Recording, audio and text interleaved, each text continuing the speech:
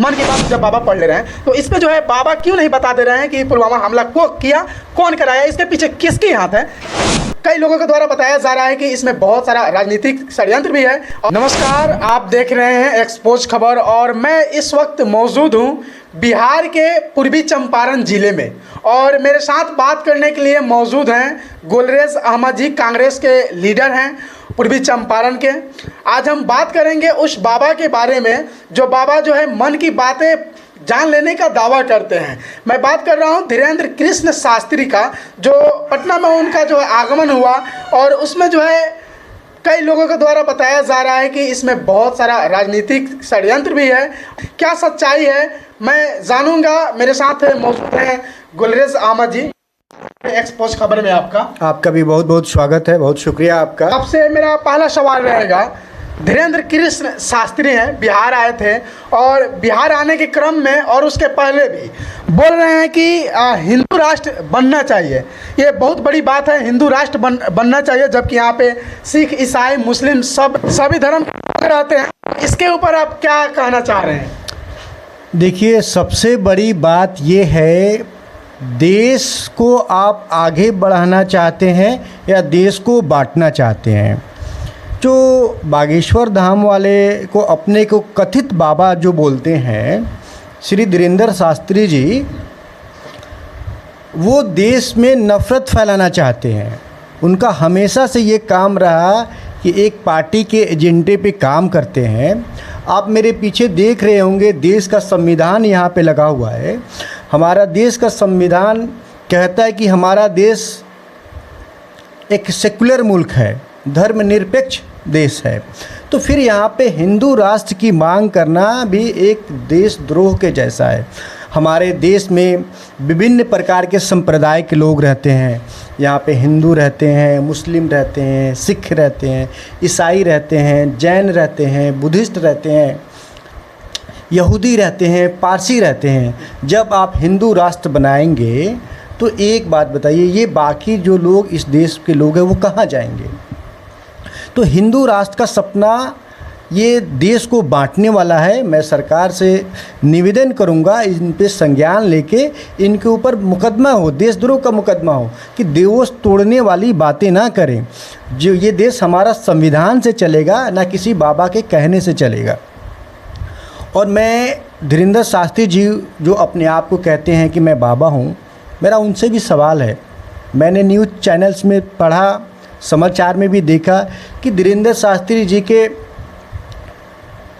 दरबार से लगभग पिछले 4 महीने में तो 21 लोग लापता हो गए हैं। यहाँ पे 2 महिलाएं भी हैं, बच्चियों का मौत हो जा रहा है।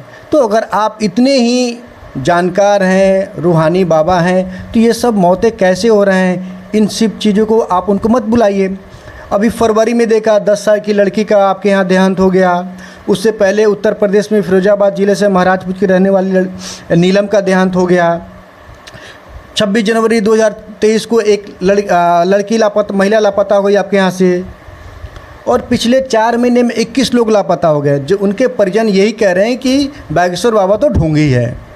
तो आप अगर आप पूरी निष्ठा के साथ सनातन धर्म का प्रचार करना चाहते हैं, इसके लिए आपको खुली आज़ादी है।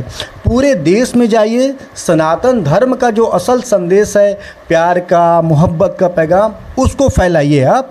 ना कि भगवान के नाम पे देश में नफ़रत मत फैलाइए आप। यही हम संदेश देना चाहेंगे हम आपको। अच्छा, बीजेपी के बड़े लीडर उनके साथ जो है मिल चुके हैं और मिलकर जो है स्वागत किए हैं, जबकि मठ के एक भी बाबा, मठाधीश कोई भी नहीं आया उनके स्वागत में, न निमंत्रण भी भेजे हैं कि आइए मेरे दरबार में। इसके ऊपर क्या कहना चाहते हैं कि बाबा के एवज में राजनीतिक हो रही है कि नहीं बिहार में? देखिए, हमारे यहाँ कहानी बड़ा मशहूर है कि चोर चोर मौसेरे भाई। तो बागेश्वर वाले जो धीरेन्द्र शास्त्री हैं, ये भी पाखंडी हैं, भाजपा भी पाखंडी है। दोनों लोग धर्म का व्यवसाय कर रहे हैं। तो भाजपा का तो काम यही है कि देश में नफ़रत को भड़काने का काम करते हैं, भाई को भाई से लड़ाने का काम करते हैं, ताकि इनकी राजनीति चलती रहे और ये लोग सत्ता में बने रहें। इनको देश के नौजवानों से कोई लेना देना नहीं है कि देश के नौजवान बेरोजगार हैं, इनको बेरोजगारी से मतलब नहीं है। इनकी सरकार, भाजपा की सरकार, वरिष्ठ नागरिक हैं, रेलवे में उनका जो यात्रा करने के लिए एक दूसरे से दूसरे जगह में जाने के लिए जो उनको छूट दी जाती थी, उस छूट को भाजपा सरकार ने ख़त्म कर दिया। इस दिशा में बात नहीं करेंगे। देश की मशहूर महिला पहलवान जंतर मंतर पे पिछले 1 महीने से धरना दे रही हैं। इनको इस चीज़ से कोई लेना देना नहीं है, लेकिन धीरेंद्र शास्त्री आएंगे तो ये उनका स्वागत करेंगे, उनके साथ मिलजुल के रहेंगे, उनके चरणों के आगे नतमस्तक हो जाएंगे, इसलिए कि इनके एजेंडे को वो आगे बढ़ाएंगे। वो हिंदू राष्ट्र की मांग करेंगे। जो लोग हैं उनको धर्म के नाम पे जागृत करने का काम कर रहे हैं ये, और लड़ाने का काम कर रहे हैं। धर्म के नाम पे जागृत करें, अच्छी बात है। सनातन धर्म हमेशा से शांति का धर्म रहा है, आपस में प्यार मोहब्बत का पैगाम देता है, लेकिन ये नफ़रत की राजनीति को बढ़ाने के लिए धीरेंद्र शास्त्री का उपयोग कर रही है भाजपा। इसीलिए सब भाजपा के लीडर उनके सामने आके नतमस्तक हो गए हैं। देश में बहुत बड़ा एक हमला होता है और हमला का नाम रहता है पुलवामा हमला। तो इसमें जो है ना सीबीआई जांच बैठी, ना कोई एजेंसी जांच की, पूर्ण रूप से परिपक्व अभी तक कोई नहीं हो पाया कि ये जो है हमला हुआ कैसे हुआ, इसका खुलासा आज तक नहीं हो पाया है। तो क्या बाबा जब मन की बातें पढ़ ले रहे हैं और जो है लाखों संख्या में अनुयासी जो हैं उनके पास पहुंच रहे हैं, मन की बात जब बाबा पढ़ ले रहे हैं, तो इस पे जो है बाबा क्यों नहीं बता दे रहे हैं कि पुलवामा हमला को किया, कौन कराया, इसके पीछे किसके हाथ है, इसका खुलासा आप क्या करें? देखिए, जो बाबा के पास जो लोग पहुंच रहे हैं उनका एक अपनी आस्था है, और इस आस्था को जो दलाल मीडिया है उन्होंने बढ़ाया है। मीडिया चैनल आपको ये नहीं बता रहा है कि बागेश्वर धाम के यहाँ गए जो लोग गए हुए हैं उसमें से पिछले 4 महीने से 21 लोग लापता हो गए हैं, बच्चियाँ मर रही हैं वहाँ पे। इन सब की बातें नहीं बताएंगे। मीडिया के लोग ये बताते कि बागेश्वर बाबा ने फलां को बुला लिया, उसके मन की बात जान गए, व्यथा जान गए, उसकी बीमारी को दूर कर दिया। अगर ऐसा हो पाता तो बागेश्वर धाम वाले बाबा से मैं यही विनती करूंगा कि हमारे देश की अनेक समस्याएं हैं। अभी आपने DRDO के अधिकारी, उनका नाम है राजेश कुरुलकर या कुछ और नाम है उनका, मैं नाम भूल रहा हूँ, उनको पाकिस्तान से को खुफिया जानकारी देते हुए पकड़ा गया। देशद्रोह का काम कर रहे थे। पाकिस्तान की ISI जो एजेंसी है उसको वो अपने देश की खुफिया जानकारी दे रहे हैं। तो धीरेंद्र शास्त्री जी से मैं यही करूँगा, आप इतने महान व्यक्ति हैं, मैं आपको बोलूँगा आप महान कार्य कीजिए, देश के लिए कार्य कीजिए। हमारे देश में कितने लोग देश विरोधी एक कार्य कर रहे हैं, उन सब का गुप्त नाम हमारे देश की सुरक्षा एजेंसियों को दे दीजिए, ताकि हमारे देश की सुरक्षा एजेंसियों को पता चल जाए और वो सबको पकड़ के सबको जेल के अंदर डाल दे। हमारी देश की आंतरिक सुरक्षा मजबूत हो जाएगी। अगर आप दिव्य शक्ति है आपके पास, मैं मानता हूँ दिव्य शक्ति है आपके पास, तो दिव्य शक्ति आज तो हमारी देश की जो समस्याएं हैं, बेरोजगारी की समस्याएं हैं, इसको ख़त्म कर दीजिए आप।